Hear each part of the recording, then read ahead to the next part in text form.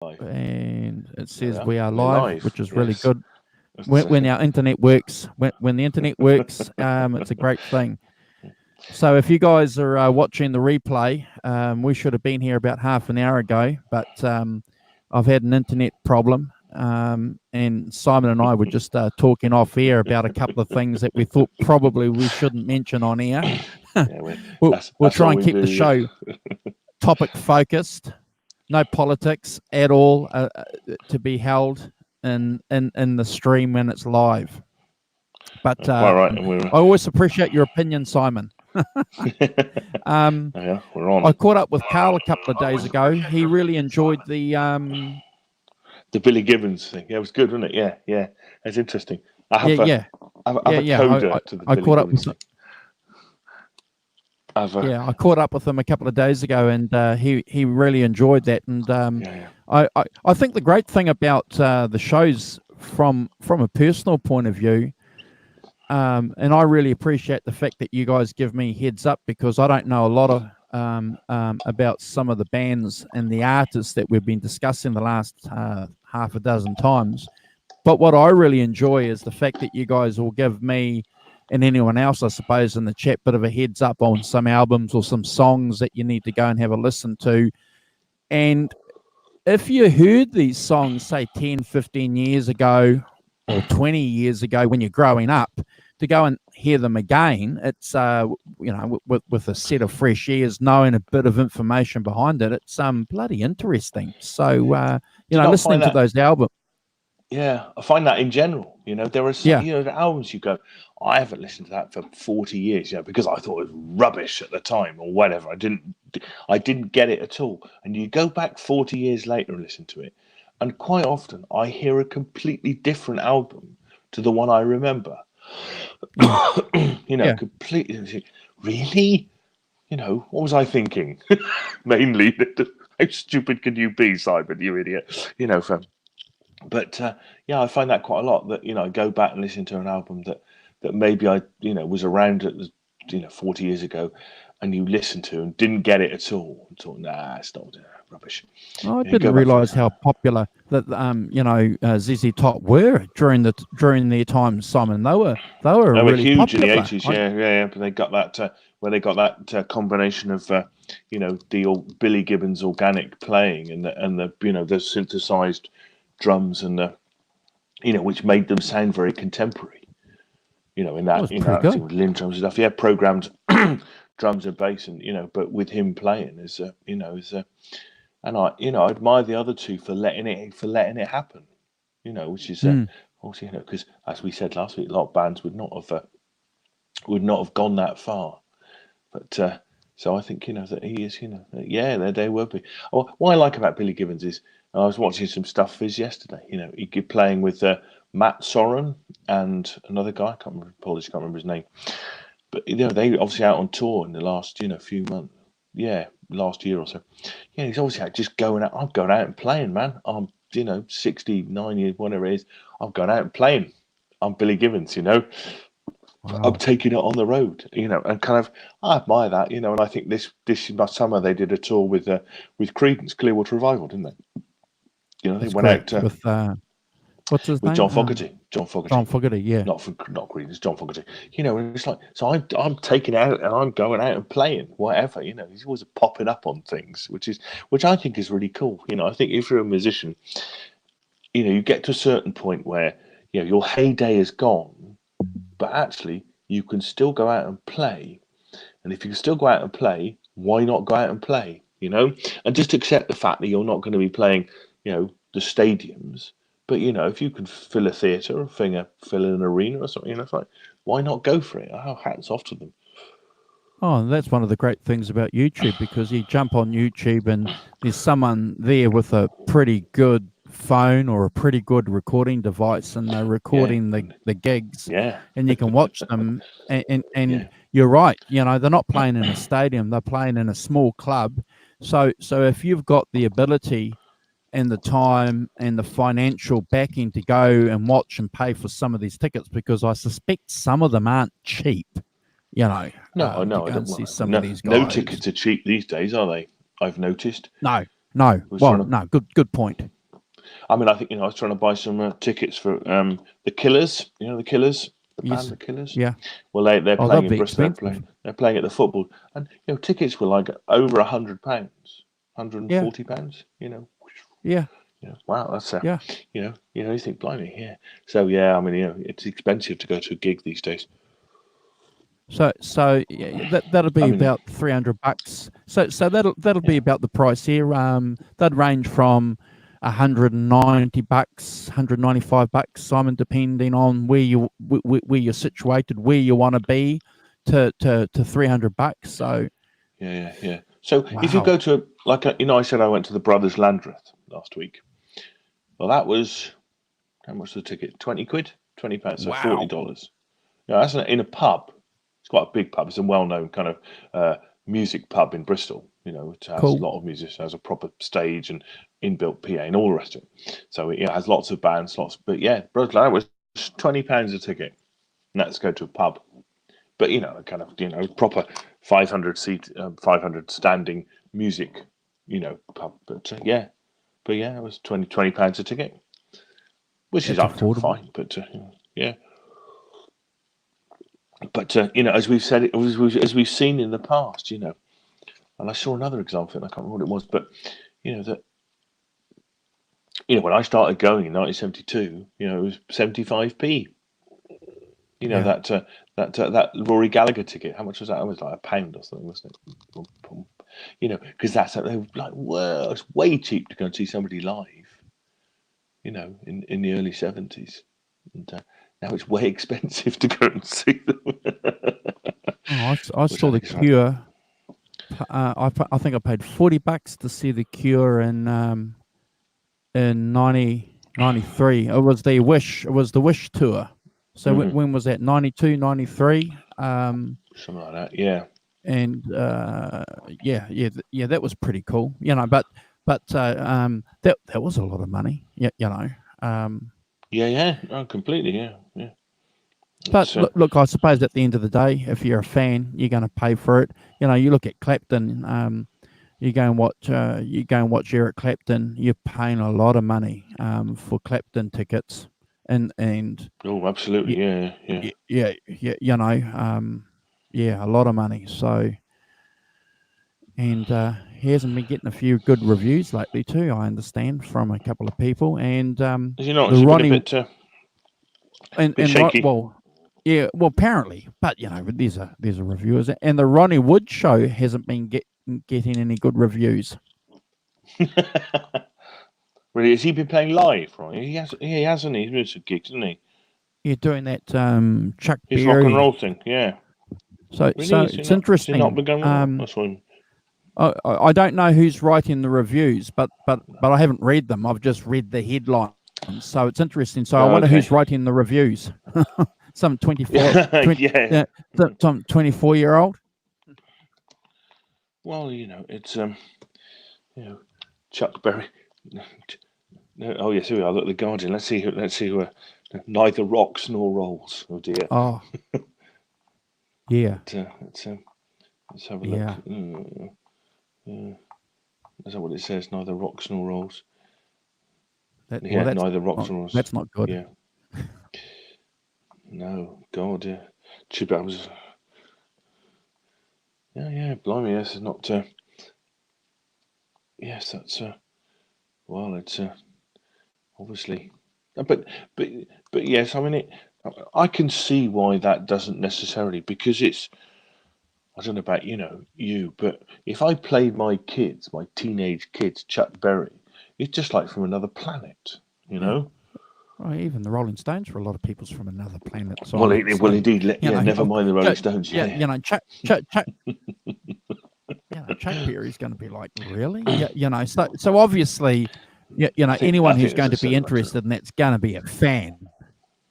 Yeah, is going to be a fan and is going to like Chuck Berry and stuff. I also think that the problem with doing an album like that is that you are you're in a position where you're kind of I understand this. I'm in a covers band, but recreating classic songs. What do you do with Johnny B. Good? Do you do it faithfully? Do you just play it faithfully? Bongity bonk, or do you change it around? That seems a bit of a you're kind of I think in some ways you're stuck in doing those things. You're kind of stuck between a rock and a hard place. If you're going to do Sweet Little 16, Johnny Be Good, the classics of Chuck, that you either play them straight, yeah, in which case there's a kind of direct comparison with the original, and that's going to be tricky because it's Chuck, the originals are fantastic, and or you kind of change them around a bit, don't you, and do I something think slightly different. I think you have to change it around, wouldn't you? You'd have to rock it up for a starter, and I've, and you'd yeah. have to mumble some of the lyrics so you don't get into trouble. Yes, yes, indeed. Yeah.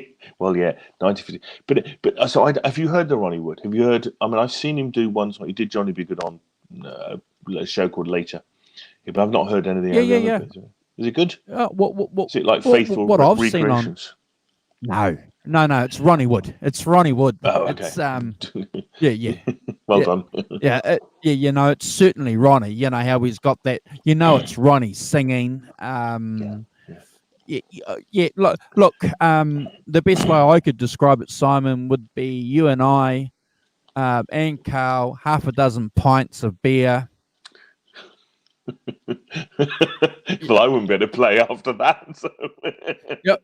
Yeah. Well, it's that. Yeah. Yeah. Half a dozen, and it's like, yeah. It's yeah. It's I think from Ronnie Wood's perspective too, and we were talking earlier before offline about nostalgia from a political point of view. You got to understand too that the motive of nostalgia motivates a lot of musicians as well. So this True could enough, be yeah. this could be Ronnie Wood sort of paying his little homage to Chuck Berry, who gave him so much. Yeah. So That's true. In the Faces and the Stones. No, completely. Yeah. Whole repertoires of licks and things to play, ways of playing. Yeah. No, I mean I think it's fine. You have to take it for what it is. Not as a great art statement or anything like that, or some kind of great statement. no, It's no. just it sounds like Ronnie having a bit of fun, putting out a Yep. what I like kind of thing, and yes, and hopefully he doesn't read the reviews and carries on because as I said, and I feel the same about Billy Gibbons. That at some point musicians have to get to grips with being a musician. And he sounds like Ronnie's got to grips with. We've just done a tour of the Rolling Stones, so that's not going to happen for another while. Yep. So what can I do? Well, Yep. So the answer is I can do what I like, which is Yep. fine in my books. So I'm going to make a Chuck Berry tribute. I'm going to make an album of Chuck Berry songs. Fuck it, Yep. I'm just going to go into it because I'm a musician, and I'm going to play some shows. I'm going to play some 2,000 or 3,000 seater show, 2,000 seater shows, indoor little theatres. Be great fun. Get a laugh. Get a band together. We're not going to make millions out of it, but who cares? Yeah, and off you go. And I take my hat off to him for that because, as I say, at some point you've got to think about you're a musician, and going out and playing, finding a way of going out and playing, which I mean, I've said this before, that the person who I think has just not ever quite managed that is Jimmy Page. The keeper of the Led Zeppelin flame, but he's never really found another band to do stuff with, has he? Really, I mean, the last time he played seriously was the O2 shows in 2007. Only 12 years that ago, by the album way. though that he did in the early 1990s with Coverdale Page, I had that on cassette tape. That was pretty good. That was a good album.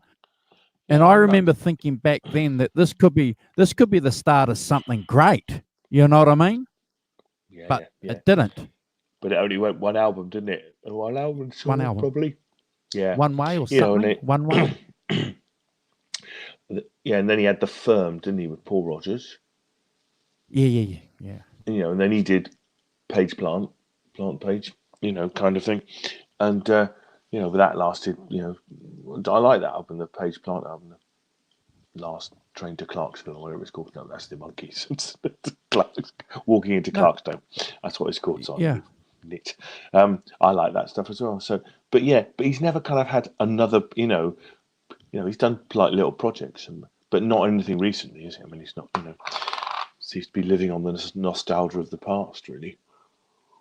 I'm not a big, huge Jimmy Page fan, and it's unfortunate we don't have anyone here in the chat to offer us an opinion on this. But I don't think Jimmy Page is looking for another band, Simon. I think when he went and played and made these albums and toured with the Black Crows in 1990, I just think he's just done them for something to do. I seriously don't think, and I don't get the impression that he's a difficult guy to work for. So I don't think there's that aspect. You know how some guys have a reputation, like David Lee Roth, for example, has a bad, reputation, Surely not. and when they did that tour with Sammy Hagar, and it just broke apart.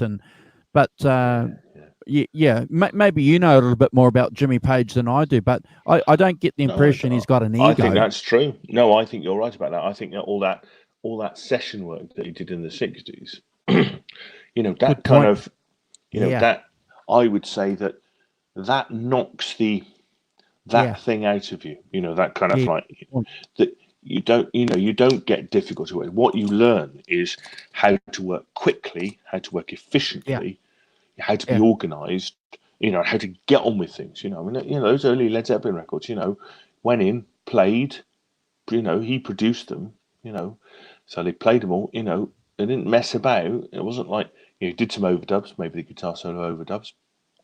Later obviously it was a bit different, but those early records would very much, get in there, first two in the same year. Wow.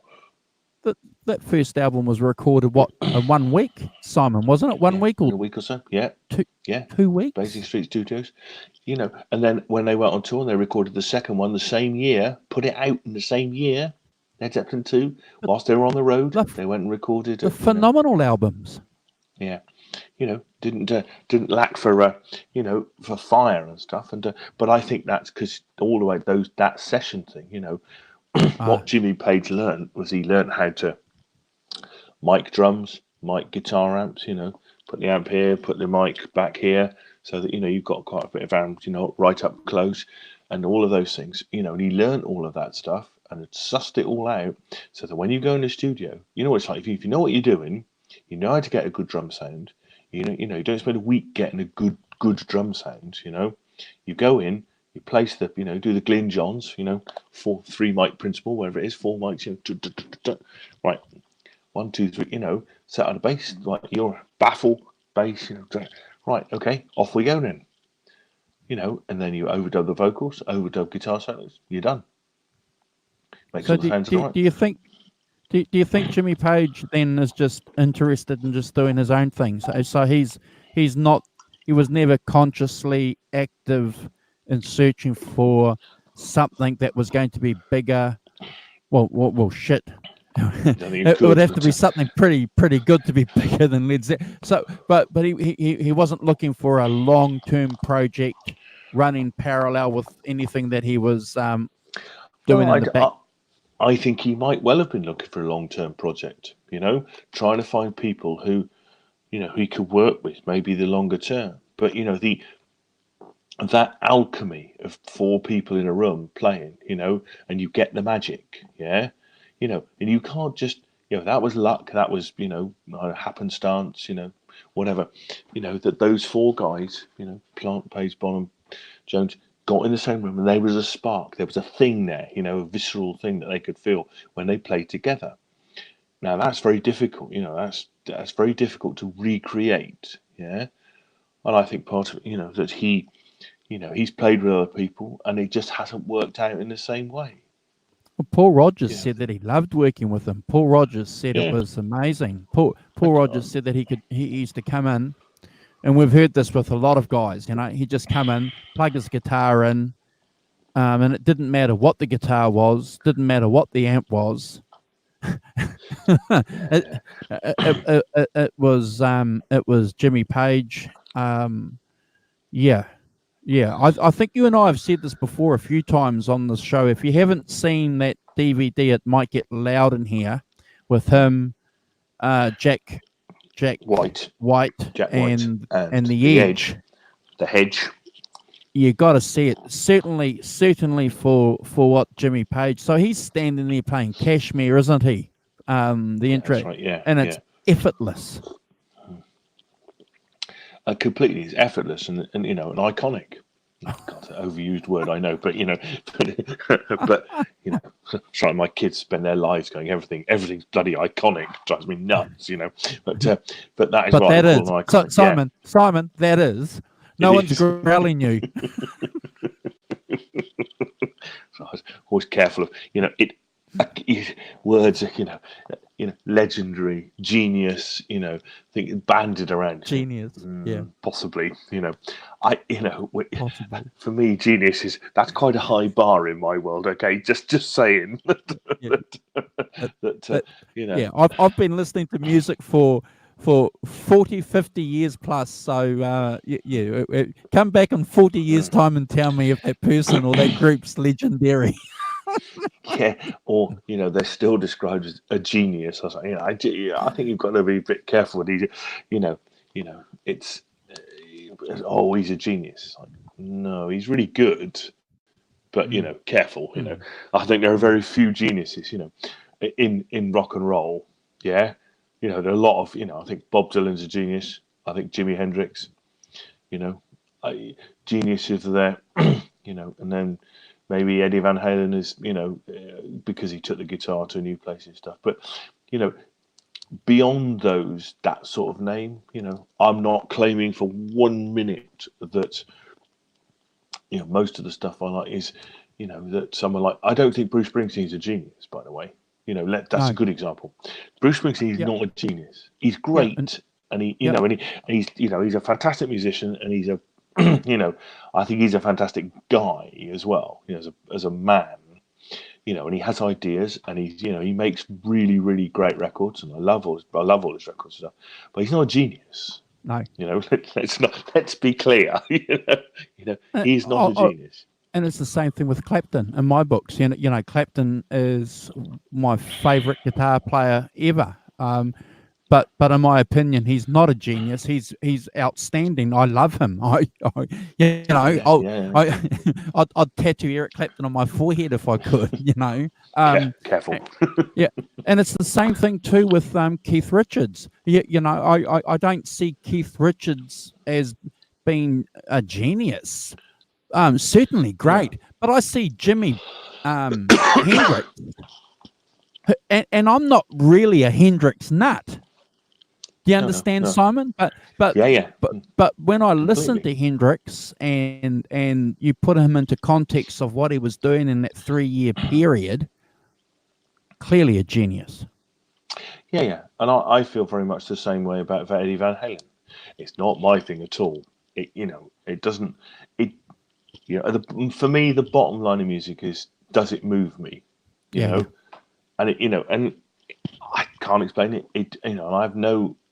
I'm pleased that lots of other people, it does move them because music should move people. But for me, it doesn't really move me. But I understand, the technical wizardry that's there, the technique, the hours of training, the things, the kind of the evolution of it. I understand that completely. I can see it from an intellectual point of view, although I don't feel it. But that's that's fine. That's a personal thing, and all music should be personal.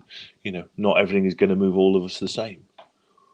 I'm just going to rush you a little bit here because Kubrick Lover has raised an interesting subject for one of the items on the show, Kubrick Lover. So here we are. Good morning, Kubrick Lover. would you consider Pete Townsend a genius? So, but before you answer that, Simon, they did. Kubrick Lover. We were talking about that before show, Kubrick Lover. So we that's certainly one of the points that we're going to talk about. But I would say, Simon, while we're talking about geniuses, I would say that the music of Led Zeppelin is in the genius category together. Okay, But yeah. That's an interesting differentiation. Not as an individual, as a genius, but as a no, collective. What they yes, produced yes, had a kind of, or as I was describing, an alchemy, a kind of yeah. yeah. So am I allowed to get away with that? Am I allowed to say Well, that Led Zeppelin? yeah, I think that's a really interesting point. That can you describe a band? So you like the Rolling Stones. Could you describe the Rolling Stones as a genius band, even though they don't have necessarily? Well, I'm not saying you can, you can't. I'm saying it's a really interesting question. That can a band be greater than the sum of its parts, and therefore, as a band, what they do can be dragged into the genius band category rather than genius individual, which is the I'll let way you that we know. normally describe those things. I'll let you know next week on that one. But don't you think? I mean, I think it's a really interesting point that that I've been in lots covers bands and stuff, and the aim was to be greater than the sum of your parts. Is everybody's got Okay. their bit, everybody's their thing, and that whole sound works. Well, going back then to your genius versus and the alchemy. Okay, so I wouldn't consider Led Zeppelin. Sorry, I wouldn't consider John Lennon a genius, but the Beatles. But the Beatles, Well, clearly, yeah. their legacy is in the level of the category of geniuses. Together, those four guys, what they achieved in 9 years, was epic. And as you know, you and I do have an ongoing Beatles stream on these shows too. So Yeah. See, and I agree with you. Is Paul McCartney a genius, or are the Paul Beatles? McCartney's a genius. Do you Paul think so? McCartney's a genius. Yes. Oh, okay. But you don't think John Lennon is? That's interesting. But No. without John Lennon, no Paul McCartney. I mean, the point about No. those things is that I Yes. know they all wrote their songs, but the things that John Lennon brought to Paul McCartney songs, and the things that Paul McCartney brought to John Lennon songs, Made them geniuses. that's what makes them together. geniuses. But individually, yeah. I mean, you see, that's we've opened up Pandora's box, haven't we? And let loose. So Kubrick lovers saying that Lennon and McCartney are geniuses for him, and I'm not going to argue with you, Kubrick. I'm not arguing. I'm not going to disagree with you. And mate, okay, all right.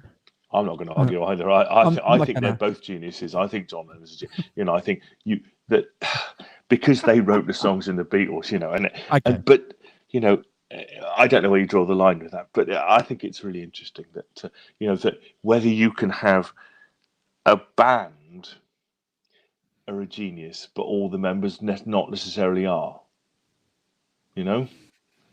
Well, that alchemy, and we've spoken about this at length on a lot of shows. We know for a fact that there's a lot of bands that have performed really well because we know, we've listened to the music, we know the story, the backstory to Simon. We've been given a lot of information about the backstory, so it fits in to that initial flourish that you got when you heard that first song. You thought, shit, what is this? And then 20 years later, you're getting that information and, wow, okay, yeah, Ringo Starr.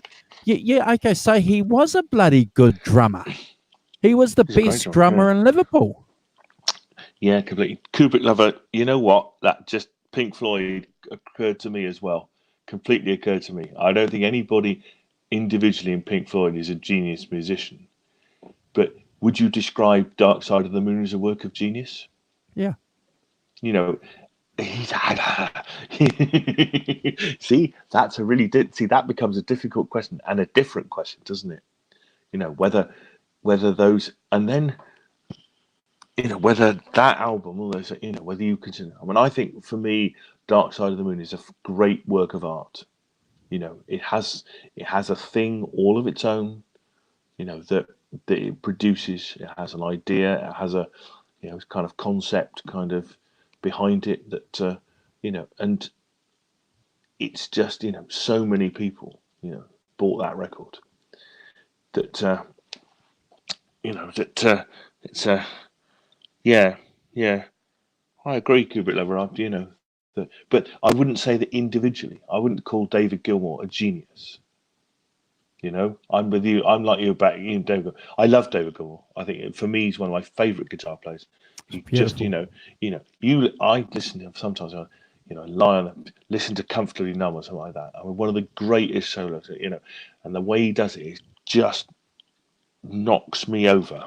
It's a fantastic, emotional piece of guitar playing. But I have a soft spot too for Nirvana. I have a soft spot for Kurt Cobain.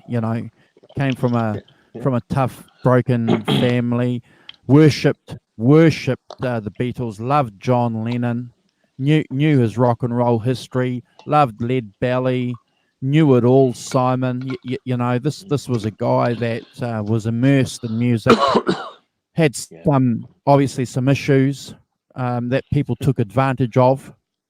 Yeah, completely. Yeah, a fragile flower.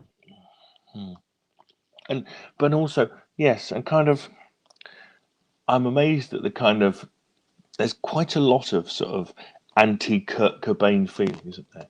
I feel it quite a lot, that there's a lot of anti-feeling because he knocked over those kind of 80s American band, that we talked about, like Motley Crue and whoever else, those other guys. They seem to have knocked them over. They were destined to go anyway, Simon, running around with bloody makeup on and high-heeled boots and women's panties. Come on, Simon. A guy with get back to the leather jeans, trousers. Come on. A guy with jeans and a flannel shirt and what was the guitar that he played? He played a Fender Jaguar or a Jazzmaster. It's always going to win. Always going to win. Oh shit! Sorry, sorry, that wasn't me doing just gymnastics. You'll be pleased to know. Knocking my. Okay. But no, and I think that there seems to be a lot of sort of then grunge came along, and then there were no guitar solos and no anything else, and it's like, well, things have to move and change in pop music. That's how it works, And he bought something new, and he bought something different. So hats off to him for that. Well, I think also too, you and I have spoken a few times in the past, Simon. REM, for example, were a band that were before Nirvana, and one of my favourite bands, REM, on that alternative vein, college circuit. Yeah, Peter Buck played a lot of songs without guitar solos, so it's not new. Have I mentioned I got backstage passes to REM? Did I mention that before? No. Oh, did. No, I'll retell the story. It's worth telling. No. You can't tell that story at the moment. You're gonna have to tell us. All right. Because I'm looking at the time. You're gonna have to. Okay. You're gonna have to. Can we go back to Pete Townsend? Yeah, we'll come back to Pete Townsend. But one more. I just got to say one thing. Like, as we've done REM.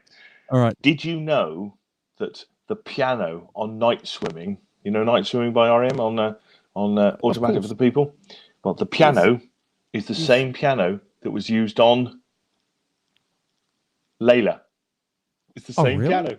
Yeah. I discovered that this week. I'm very proud of myself. So who played? So who played piano? What was it? One of the REMers? Probably Mike Mills, I think. Yeah, possibly. Yeah. Mike. Okay. Yeah, because he's the multi-instrumentalist in that band, isn't he? Yeah. Kubrick Lover. It's absolutely fine not to like REM, by the way. Yeah. Completely fine. Well, it's I think that like any it's band, an acquired taste. It's a personal taste. I happen to love them, and I happen to So, but please, if other people doesn't do anything for them, I completely understand that. They're a thing. I've got I object to no. One of the tactics I used to use in my flat to drive people out when we were drinking and I wanted people to go was to put an REM record on, and everyone would go.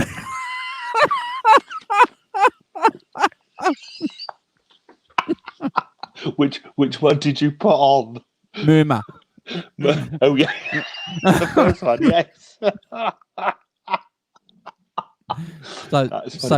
Did it work? Did it clear the room without fail? Yes. Brilliant, well done. So Kubrick lover, the message there is don't start with murmur, okay? I'd start with something like Automatic for the People because it's massively popular. And Green, even maybe, Green. Green is the kind of the apogee of their sort of indie phase and stuff. Yeah. Oh, their early stuff Reckoning. is quiet. It's a quiet listening. Yeah. Life's Rich Pageant. Very. And Reckoning is one of my favourite records. I love Reckoning, but it's yes, they're a quiet taste. So look, it's Phil. Morning, Phil. Mostly, how you doing? Thanks for dropping by. It's yeah. So, but it's so anyway, Pete Townsend. Okay, so the question, Kubrick lover asks, Phil, if you missed it earlier, is Pete Townsend a genius? And it's interesting because we were talking about Pete Townsend off air in relation to some of the comments he made this week. So Simon's going to tell us a little bit more, and I'm going to offer an opinion. Well, tackling the difficult. You see, is Pete Townsend a genius? Pete Townsend. I'm equivocal about that because he did bring an art sensibility into rock, and he was probably the one to do it in the most overt way. I know others went to art school and stuff, so it was a kind of, but he brought that, the early Who album with them in the Beans and all the adverts and all that kind of gear. He did the rock opera. Tommy. Quadrophenia. Oh, they were the mods. They were the epitome of the mod movement. Yeah, it's it's yes, Phil, you're absolutely. We'll get to that in a minute. But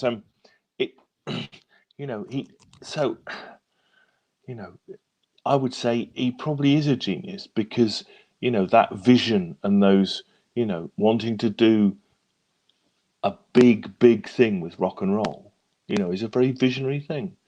Plus, he's got his own unique style and stuff. It's, I think it's up for argument. But I think he's done enough possibly to be in that category on his own. Interestingly, going at it the other way, he might be a genius, but I don't think the Who are a genius band. Do you? Well, look. I have to declare, Simon, I'm not a very big Who fan. Okay. I love Tommy. Quadrophenia with some of the Who guys, certainly. I'm just going to make a couple of comments here, not in relation to the comics made this week, but I could never understand why they would smash their instruments. I just, and I read a little bit about it. And it was this rebellion, but I couldn't understand why you would want to stick a guitar through a stack. Yeah, just. Because it started off as an accident, didn't he? He accidentally put his guitar into the roof of the railway inn or whatever, and he pulled it out and it came, and he's like, oh, right. And there was a sort of, bit of cheering from the crowd. So he thought he'd take it on, But then it becomes a stage act, doesn't it? It becomes something you do on stage as part of your stage act, And like most of those stage actings, it's a formula. They become formularized because that's what you do. You find out what works, and then then it works, and then you do it again, kind of thing. Because it gets a reaction from the crowd or whatever. And if you're 20 years old, that's a good thing. So I think that I agree. Yes, I agree. There's a certain part of my Puritan soul that says you can't smash a guitar up. That's a sacrilegious thing to do. But I understand why he did it, and for me, it's the same thing as Jimi Hendrix lighting his putting lighter fuel on his guitar and and lighting it. It's a stage act. it's something to, to sort of, ooh, look at that, I mean, Hendrix broke his guitars up as well. I've seen film of him breaking guitars and things. So I think it's, not unique to Townsend by some distance. But, but I think for me, the two issues, and we'll probably talk about that tomorrow night and on the next show when we talk about the Jimi Hendrix legacy in the American Treasures series. I understood clearly what Hendrix was trying to do when he lit his Stratocaster on fire. He was announcing himself, and he was very clear. He was very astute. He knew exactly what he was doing, who was coming before him, who was after him. He was setting the scene, wasn't he? With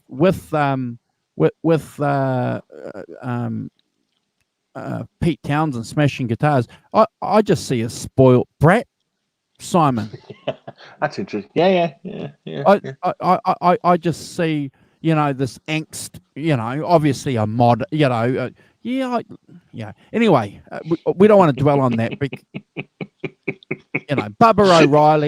Bubba O'Reilly's outstanding. He's Won't Get Fooled Again is the greatest scream in rock. Just saying. I'm putting down my card for the greatest scream in rock. Won't Get Fooled Again. It's yes, Cooper Love, you're right. Nirvana did break their equipment and stuff and fall into drums. Actually, they did more than break their equipment and drums. They got their fans on stage too and moshed it. And they jumped. They were bloody body slamming on it. That's hilarious. I fancy body slamming a drum kit myself, but still. But yeah, it's a horse. So I think that's one of the things that bands show. But let's get on to Mr. Townsend's comments this week about his fellow. So you want to tell us exactly? Well, give us the picture, because just in case people aren't aware of what he said. He did an interview in Rolling Stone, and he said, "Thank God Keith Moon and John and Richard are gone. It's not going to make Who fans very happy, but they were difficult to play with," Townsend told the outlet.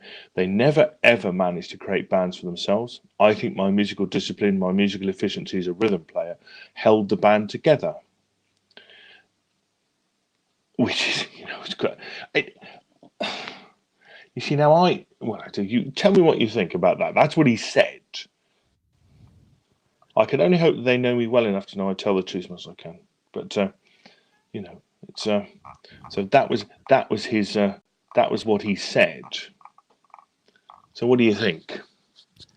Oh, okay. So I like most of us, you have a moment during the day when you've done a couple of things. You're on your second coffee if you're lucky to get time to have your second coffy. 63rd interview, yeah. You have a look at your social media, and a couple of people that you follow regularly are putting up this post. So it must be pretty important, because I normally wouldn't read a post about Pete Townsend, to be fair, Simon. I jumped on, read exactly what you said, and thought, my God, what's going on with these guys? David Lee Roth said something similar a couple of weeks ago, said that he wrote all the solos for Van Halen. And I'm going, what's going on? So, yeah.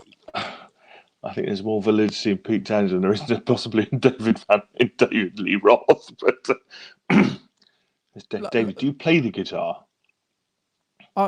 Look, I think Simon, I think there's a stage in people's lives for some of these guys where they're getting older and they don't realize what they're saying. That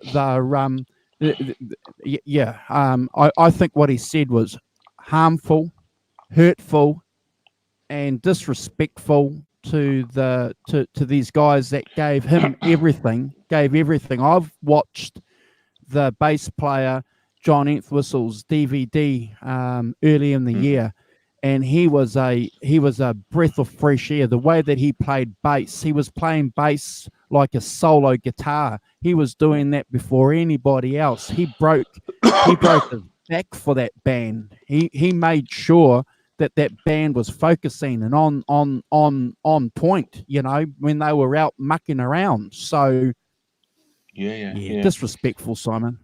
That's interesting. See, I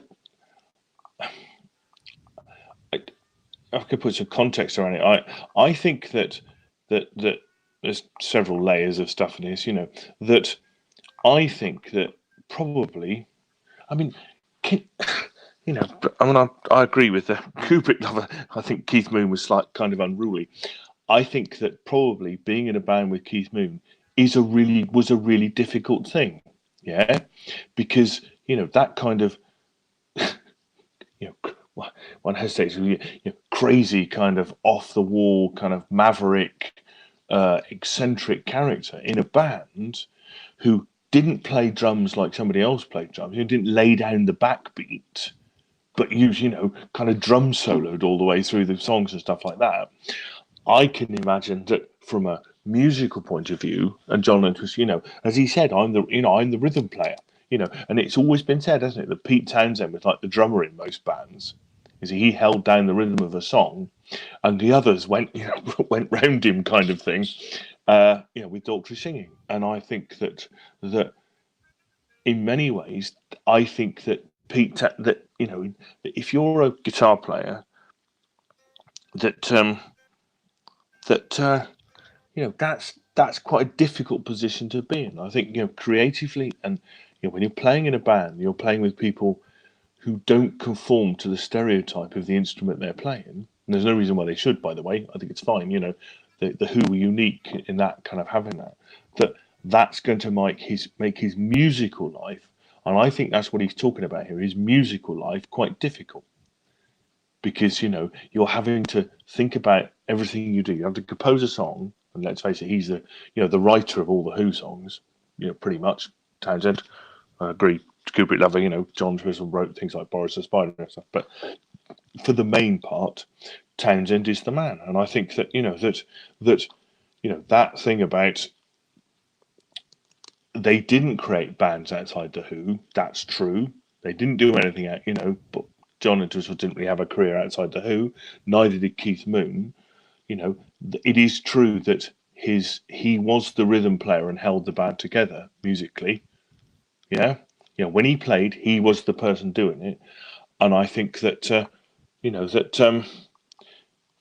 that, and also he says, and I think it's right that that he's angry at them for dying. He's still in a grieving process about it, still processing it and things. But I don't think that what he said there is.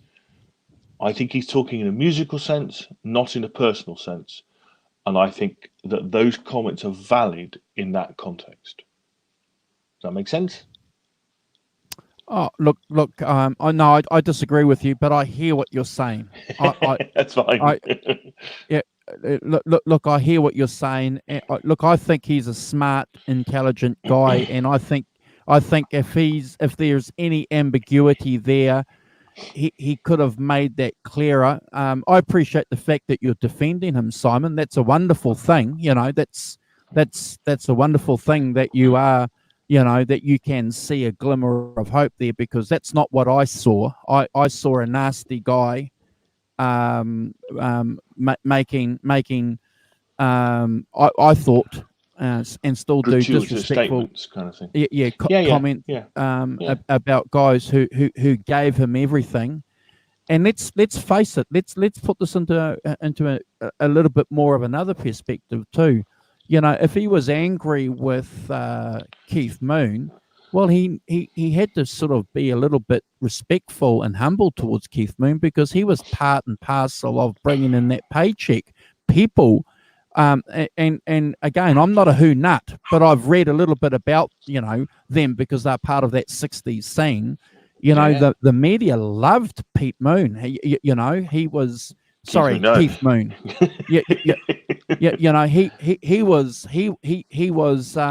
He was what's the word? A celebrity, Simon.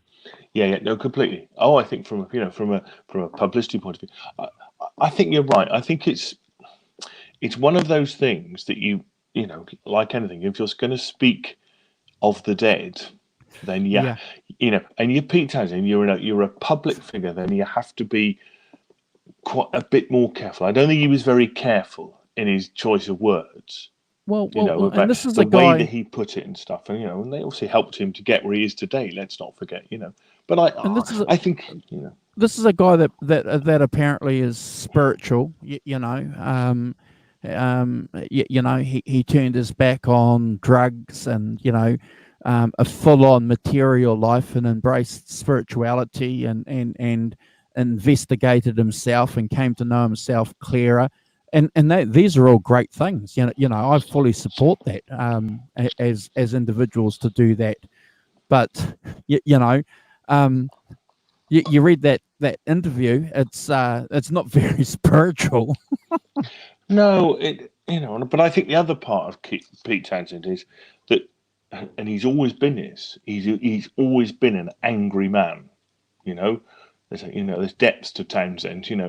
I feel that there's always been a kind of an angry man in there as well. Which the Is that because spirituality might have offset to some extent, but it's still with people's. look, I agree. I totally agree with you that he this angst thing, that I saw early on, and maybe he Continues. converted a little bit too early. Maybe he should have lived the rock and roll lifestyle another 5 years, Simon, and then converted. And Well, he kind of did. He kind of did a weird thing, didn't he? He got the rock and roll lifestyle seemingly later, rather. He was a bit puritanical in the 60s. He didn't really. And only in the 70s did he then get into heroin. Very bad idea, but everybody did. yeah, And then alcoholism was in like kind of the 80s and stuff. It's like quite odd.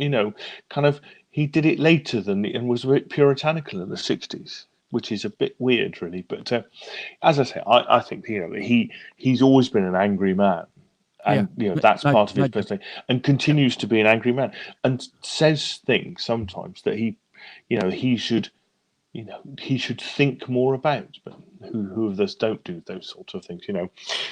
Things come out that you think, oh dear, that wasn't very good, was it? me. Yeah, me. We say things, in interviews, in spur of the moment things, that sound all right to us because you're uttering them, and what those things about the sound of your own voice. The sound, if you hear somebody say it, you get a nuance. You get the vocal inflection, the way that they're saying it, the expression on their face, and stuff like that. If you read it on, I'm sure you have this at work. You read it on the page. I mean, I had a boss who used to write coruscating emails.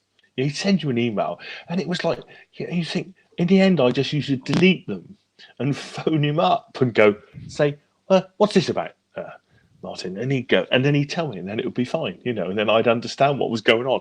But the emails, you'd be going, blimey, and I understand that, you read it, and I'm reading it on the page, which is what's going on here. We're not hearing his voice, we're not seeing his face, we're not gaining any of that inflection. The things that and we're all aware of this. If you Jack Daniels is taken to yelling people who walk on his lawn. Does he have a problem? Yes. That's So lovely. so I like that. so so what's he come out with lately? Because Well, apparently, he I basically he's basically come out and apologised and saying, okay. that saying acknowledging that a lot of long-time Who fans will be hurt by the way it came across in the headlines. He Oh, said, "I okay. only hope they know me well enough that I tell the truth as much as I can, but I also tell both sides, and the upside is missing in the headlines. No one can ever know how much I miss John and Keith as people, as friends, and as musicians." Okay.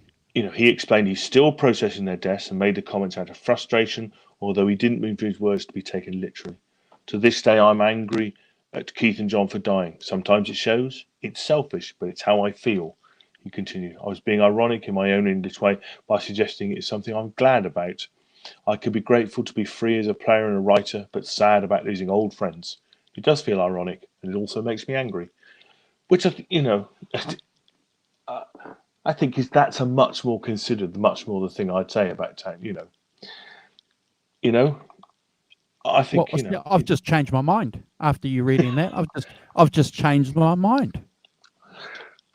because it's a that it's kind of what I said, wasn't it? It's kind of that's the truth of it. Is you're still grieving for your friends, and some Sure. part of you will be angry about the fact Sure. that Keith Moon died in 1978 or whatever it was. Having not fulfilled. In it. If you're in a band, you know what this is like. A band like that is the tightest group of people. You've gone through so much together. I can, I feel for him. These things will come out, and it doesn't mean, they're dreadful people who shall be hurled into the fires of hell, kind of thing. That's not what he's saying. That in a musical sense, as I said earlier, I miss that them. they're quite difficult people. And in a personal sense, I miss the hell out of them. Those guys, what we went through, what we did, what we created together. And I feel that as I say, the written word.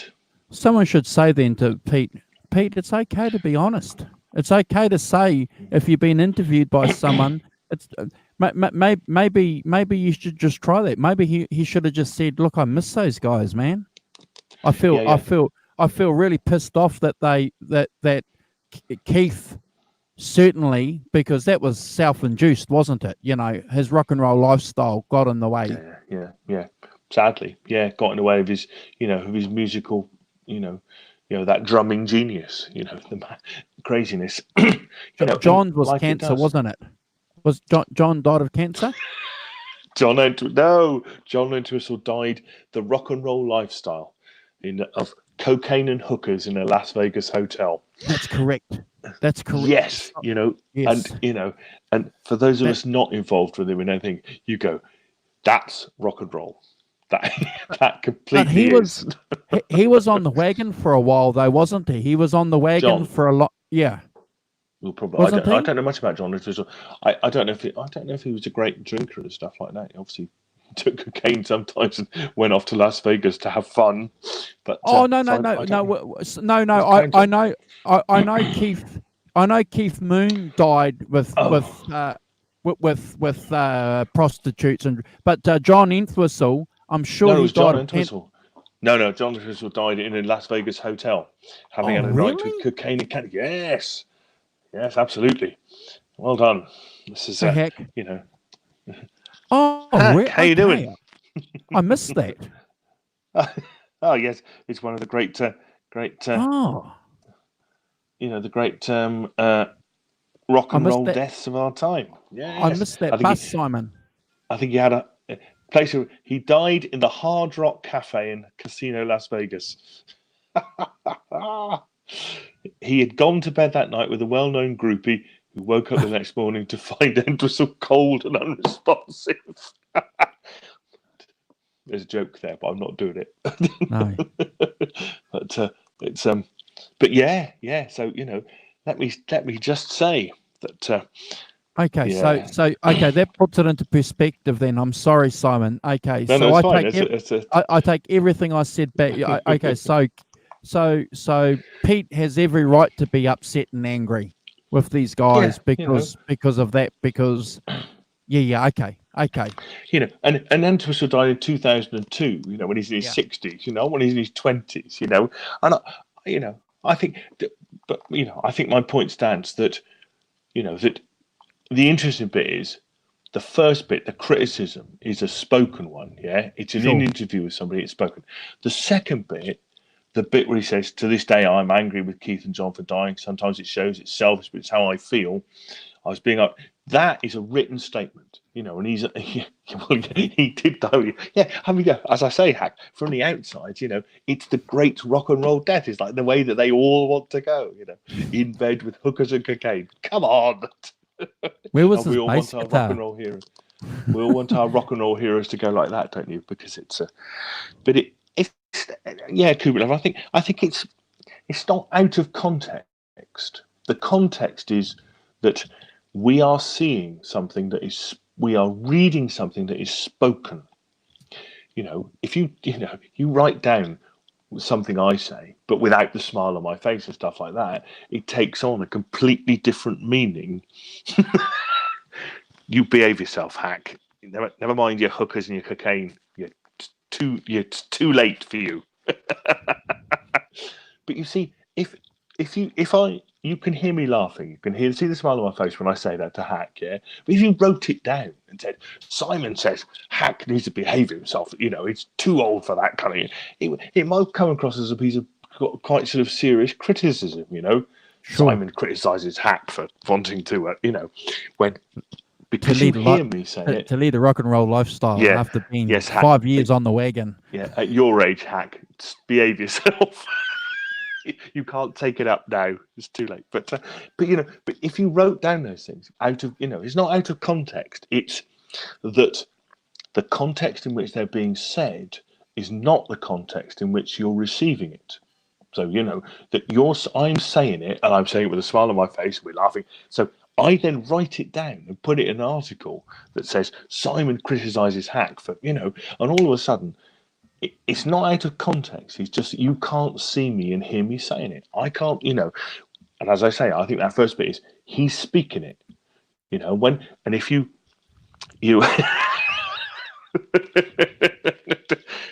Hack, let me tell you, I'm too old for hookers and blow. Yes, thank you. God, I just said that on YouTube live. That's terrible. But I think, as I say, that first bit is him talking, and the second bit is the written statement.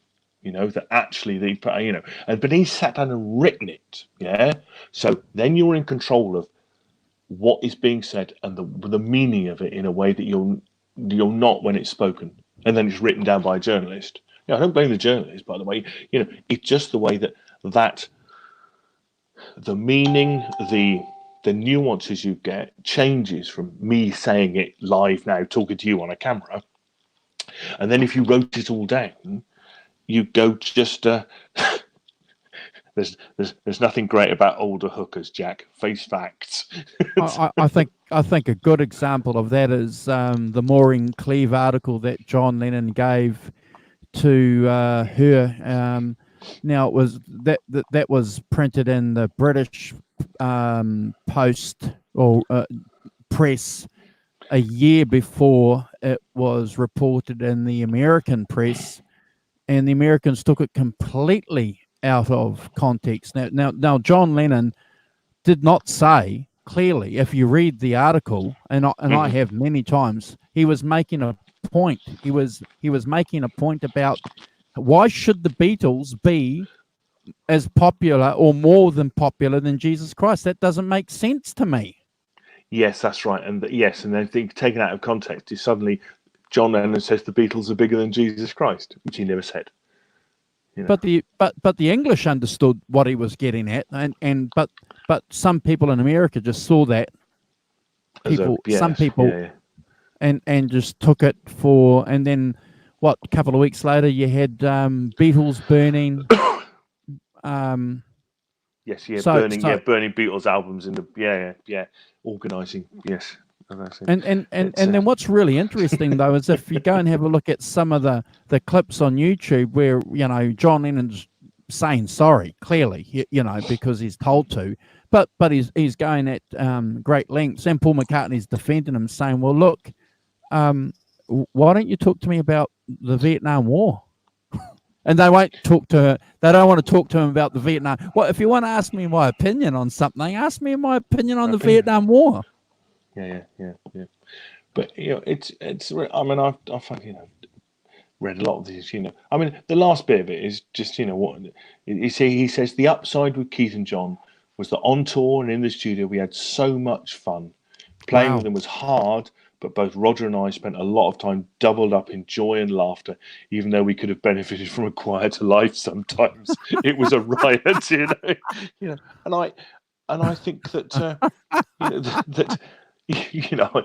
but because he's written it down, you get a much better sense of what he's trying to say because it's more rounded, isn't it? Whereas speaking into a microphone for the 64th time, that those things come to the surface, don't they? And they're, because we're humans, they're not, just because he's Pete Townsend doesn't mean that he doesn't do what we all do, which is the things we say are not quite the way that we wanted to say them. They come out in a jagged kind of, slightly, and then poor, poor blokes having to now apologise massively, for for kind of just saying something. As I say, I think I'm sure he meant in a musical sense, and not in a personal sense, and it'd be sad to, I don't believe that he did mean somehow some churlish kind of, shallow, I'm glad they're all dead, it's kind of, I mean, if you think about for me, the great, one of the most fantastic, have you seen John Cleese doing Graham Chapman's eulogy? Yes. When he says, a lot of people think that Graham should be here, and it's all going, I say, good riddance to the freeloading bastard. It's like, and this is a eulogy in a blooming church for but because you hear it and you know what John Cleese like, it's just funny, But you could easily make up a headline that says, John Cleese, says Graham Chapman was a freeloading. You know what I mean? And all of a sudden you've got a completely different story, haven't you? When it's not, that's not it at all. Well, it's one of the great things that I saw recently on YouTube. That was I'm not a big Rush fan, but a friend of mine said, "Watch this," and it was Rush receiving their lifetime award for the Rock and Roll Hall of Fame, or sorry, their entry into the. Anyway, the guitar player's standing there, and for 5 minutes, a minute, Simon, he's just going blah blah blah, blah blah blah, blah blah blah, blah blah. Blah blah blah, and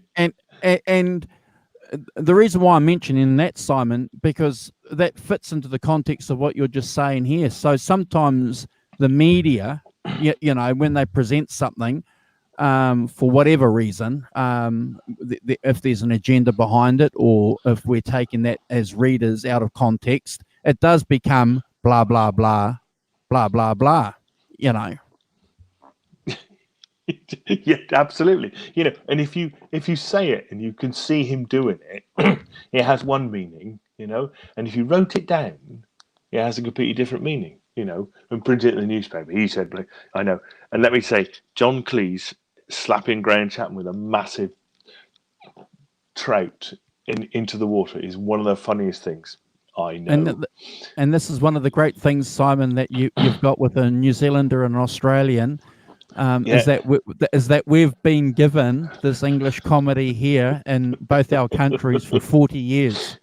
Monty Python's fantastic. Flying Circus, the whole lot, mate. We were getting English comedy long before American comedy.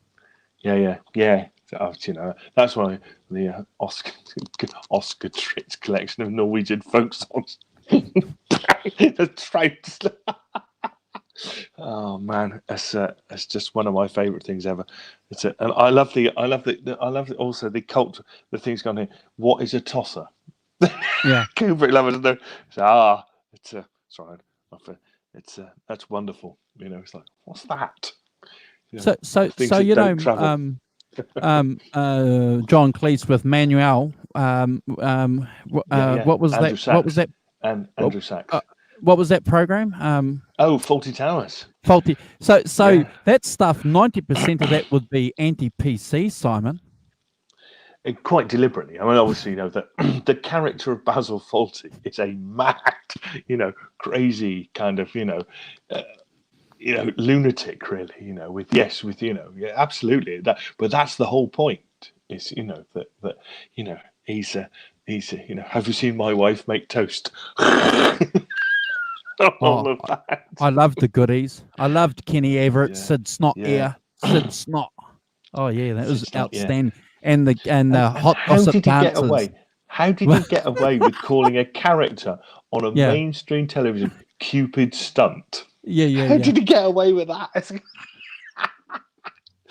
Oh my God. That's when comedy was genius level. Yeah. I mean, there's nothing. Those Faulty Towers things are just the 6 episodes. Absolutely. 8. I had a Kingswood. The best. What? I don't know what Kingswood Country is. A Kingswood. It's a Holden Kingswood. It's a car, a sedan, station wagon. Okay, right, okay, yeah. I had a 202, 72 202. Jack, yes, it is. Yes, it's exactly that Cupid stunt. Yes, but on mainstream television, I mean, getting away with that in the 70s was very funny. Ted Bullet. I don't know what that is. Bullipty. What's that? I don't know what that is. Ted Jack. Yeah. So I mean, so that kind of wonderful stuff as they used to do. I went to see Monty Python live in 1972. Yeah, they did a tour, amazingly. So they did it. If you've ever heard Live at Drury Lane, yeah, with Election Night Special and all that stuff, and that's basically that's the tour I saw. Oh wow! They went to the Hippodrome. So we went, and they had a bloke called Neil Innes did some songs as well. So, How Sweet to Be an Idiot. It was a really good song. But, Simon. Yeah. I've got to knock off. Can I need to tell you one more thing. We need to on our Billy Gibbons thing that Billy Gibbons, legend has it that he had made a helium-filled guitar. All the chambers were hollowed out, and you could fill them up with helium. So they would float around. You could play. I don't know whether it's true, but I want. Like that. Yeah, so it would float because obviously helium's lighter than air. So, yeah, so because it was all chambered out and they filled it with helium, so it would float around. It's my favourite thing this week. I forgot to mention it last week. The Billy Gibbons helium-filled balloon. It is, Jack. You're right. That's all Les Paul owners know that the way to lighten your Les Paul is to fill the cavities with helium. And if that's not a troublemaking piece of advice, I don't know what is. And on that bombshell, we should end. Thank you very much. We're back tomorrow night, guys. I think I think we're going to be 6 o'clock New Zealand time with Carl. I haven't had a confirmation, but you guys will get a 2-minute confirmation if it's a go ahead. He's a hard man to track down these days. What time do you want to start? Probably. Well, with him it'll be 6 p.m. my time, Simon. Okay, okay. But you jump on when you can, and we're going to be talking about Jimi Hendrix. The Mount Rushmore of guitarists, Jimi Hendrix. I didn't say g'day to Jack when he jumped into the chat, so I'm saying a belated g'day to you, Jack. Yeah, guys. Jack, Cupid lover, guitar hack. Guys have a gig last night. He's normally up on our show if he's had a gig last night. I hope it was a good one. Good. Guitar hack. Yeah. So thanks, guys, for jumping in. That's really cool and contributing lots as ever. It's really good. Phil Mosley, of course. Further up the chat. Leaping across. Awesome, guys. Thank you for joining us, and we'll see you tomorrow. Keep an eye out for us tomorrow. I can't confirm what time, but you guys will get a notification, and if you want to jump in, cool. Lovely. And I look forward to Carl telling us all about James Marshall Hendrix. Yeah. Oh, good. Hack just got home. That means he has had a gig. Hope it was a good one, Hack. Yeah, awesome. Yeah. We'll catch up and you can tell us about it. Awesome. Go and feed your family. Take care. You guys. Bye.